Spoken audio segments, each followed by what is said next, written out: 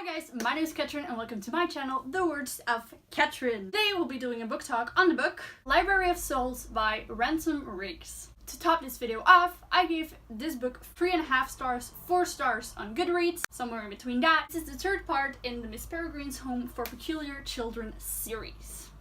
This book follows the last part of the Miss Peregrine's Home for Peculiar Children series, and it's kind of the ending, the big climax in the series, and let me tell you what I thought of it. In this book, Jacob and Emma and Addison, it starts off with those three characters. We really start where we left off in the second book. Their peculiar friends are kidnapped and whatnot, and they have to go find them. That's basically what I'm gonna tell you about this book, because I don't want to spoil anything, and that's just that. I really think you should read for yourself because it's just great. So if you want to read, you should, and it's amazing. Don't know why, but I kind of have a love-hate relationship with this book.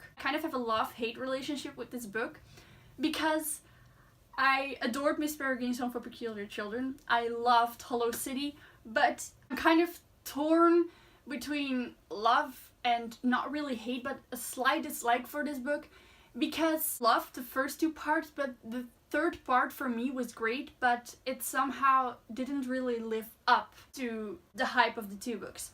I found that during the story, for all the problems the characters occurred, it was like easily solved. I don't know why, but it's like every problem they had, there immediately was a solution, and they didn't really have to work to get the solution, and I was like, it's going so easily, it's flying through this book. That was like one of the minor points, because it was so easily, every problem they had, it was so easily solved without any real effort to solve it. Also, another point, Jacob, I adored the boy so much in book 1 and 2, but somehow in this book he really got on my nerves.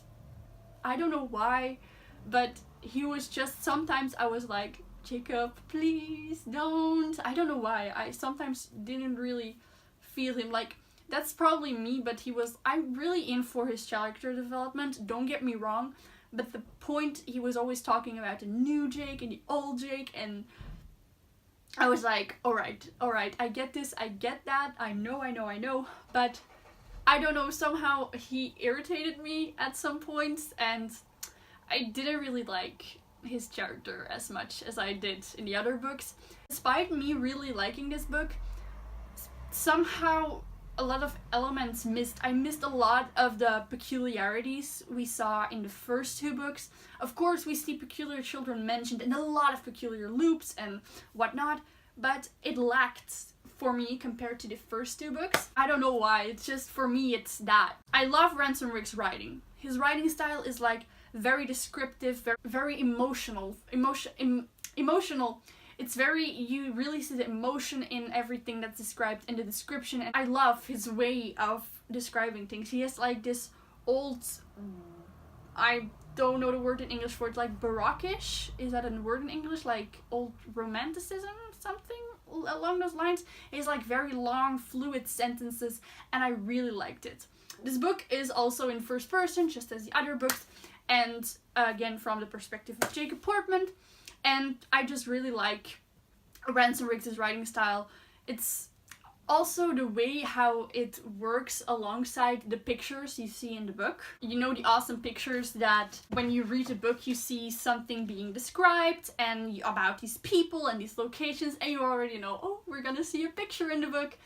And I really love that about these stories, that he uses pictures to describe his stories. It's like, you could perfectly read this book without the pictures in it, but somehow it wouldn't be whole without it, because it's just amazing to read it, and to know that some of these pictures actually went unaltered blow my mind, because you can see those who are not altered, and I'm like, wow, that's so strange that those pictures actually exist without being modified on the computer. And I really love the concept of the entire series, and even though this was not my favorite of the series, I have to tell you, the ending, it made me cry. For those who read the ending is like, the ending is the ending, and I was like, I cannot handle. It was amazing. The ending was so good and fulfilling, and I was like, oh damn, I think I know how this is going to end. Like, you think you know, but then something entirely different happens, and suddenly you're crying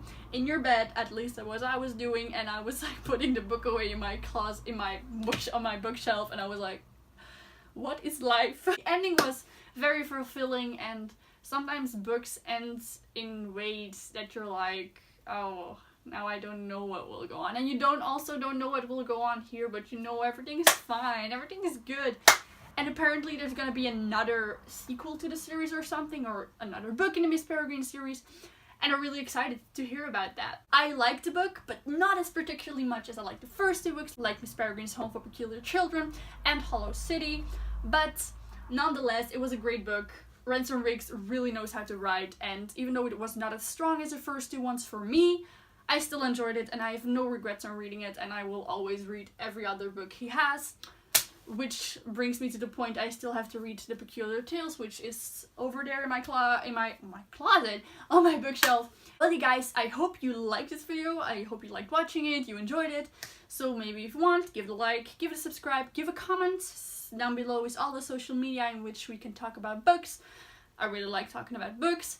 And yeah, so see you next time on this channel, and bye bye, so long, good day, farewell, and bye bye.